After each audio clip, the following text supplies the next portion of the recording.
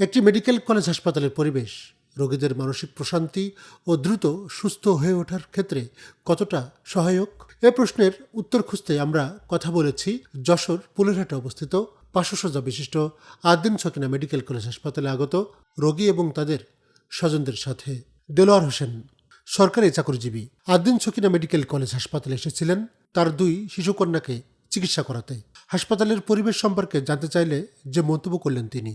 এর আগে আমি এসেছি তো এসে এখানে রোগীদের যে একটা সেবা, এটা শতভাগ পরিবেশ বান্ধব সেবা এবং এটা অনেকটাই ফ্রি সেবা বলা যায়।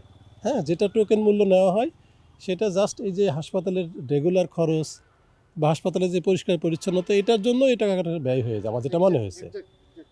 আর ভিতরে খুব সুন্দর বাচ্চাদের খেলার একটা পরিবেশ আছে। হয়তো বাচ্চা রোগী হিসেবে আসার পরে খেলার পরিবেশ পেয়ে ওরা অনেকটা সুস্থ হয়ে যায়, ওরা নিজেকে অসুস্থ ফিল করে না। আবার রোগীর সঙ্গে যারা আসে তারা ওখানে একটা খাবার একেবারে চিপ রেটে সুন্দর পরিবেশে বসে স্বাচ্ছন্দ্যে খায়, তৃপ্তি সহ খায়। এটাও সুস্থতার জন্য অনেক বড় একটা হেল্প। কিন্তু রোগীর স্বজনরা যদি বাইরে দৌড়ায় রোদের মধ্যে ঘামতে যে খাবার নিয়ে আসে, সেটা স্বাস্থ্যসম্মত হয় না, আবার সেটা রোগীর জন্য মানে পারফেক্ট টাইমেও পৌঁছায় না, আবার কস্টিংটা অনেক বেড়ে যায়। বাট এখানে অনেক সুন্দর, এটা ওভারঅল বাইরের পরিবেশটা অনেক চমৎকার। হ্যাঁ, এই যে ফুল, সবুজ, সুন্দর রাস্তাঘাট, পরিষ্কার পরিচ্ছন্ন, পাশে আবার যে মুক্তেশ্বরী খাল, সব মিলে ভেরি নাইস। হ্যাঁ, দোয়াও করি যেন এটা আরও সুন্দর হয়, আল্লাহ দেখে আরও সহজ করে দেয়, আরও এটাকে এক্সটেন্ড করার।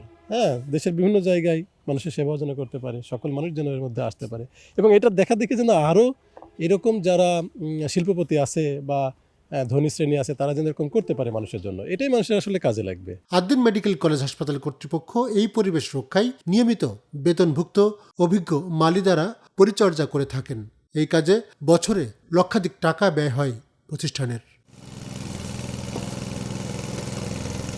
আমাদের ইডি স্যার এসে নির্দেশনা দিয়ে গেলে তার নির্দেশনা মতো আমরা ফুল গাছ লাগাই। ফুল যখন ফোটে তখন ফুলে ফুলে অরণ্য হয়ে যায়, তখন ফুলের দিক তাকালি মন এমনি গলে যায় এবং ছবি যা তোলে এই জায়গায় দর্শকরা, সে বলার মতো না। হাসপাতালের লোক, আমাদের কলেজের লোক, তারপরে আছে বাইরের লোক আসে ছবি তোলে। খুব মনোমুগ্ধকর পরিবেশ, সবাই দেখে, ঘুরে ফেরে, রোগীর লোকেরা এসে স্বস্তি পায়, আরাম পায়। আমরা শুধু দেখাশোনা করি যাতে কেউ ফুল না ছেড়ে, পরিবেশ রক্ষা করার জন্য আমরা আসি। আমাদের মাননীয় ইডি স্যার খুবই গাছ প্রেমী আর কি বলা যায়। উনি গাছকে খুব ভালোবাসেন এবং সবুজ প্রকৃতি খুব ভালোবাসেন, যার কারণে এখানে আমাদের এই হাসপাতালের ক্যাম্পাস প্লাস মেডিকেল কলেজের সকল ক্যাম্পাসগুলো এভাবে সুন্দর করে ফুল গাছ এবং সৌন্দর্য বর্ধক যেসব গাছ আছে সেগুলো দিয়ে সৌন্দর্যমণ্ডিত করা হয়।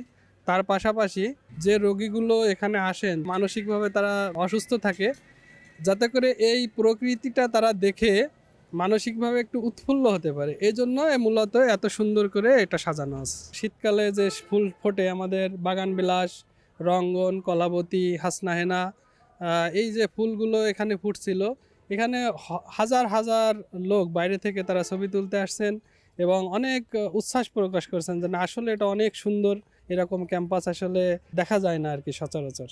এই ফুল গাছগুলো আরও বাড়ানোর পরিকল্পনা আছে। আমাদের নির্বাহী পরিচালক স্যার, তার চিন্তাধারা শুধুমাত্র যে স্বাস্থ্যসেবা দেওয়া এটাই না, তার মানসিক এবং শারীরিক উভয় দিক বিবেচনা করে তার লক্ষ্য সে পালন করে চলেছেন এবং আমি স্যারের দীর্ঘায়ু কামনা করি। তার এই পরিকল্পনাগুলো আরও বিস্তারভাবে বাংলাদেশে ছড়িয়ে যাক।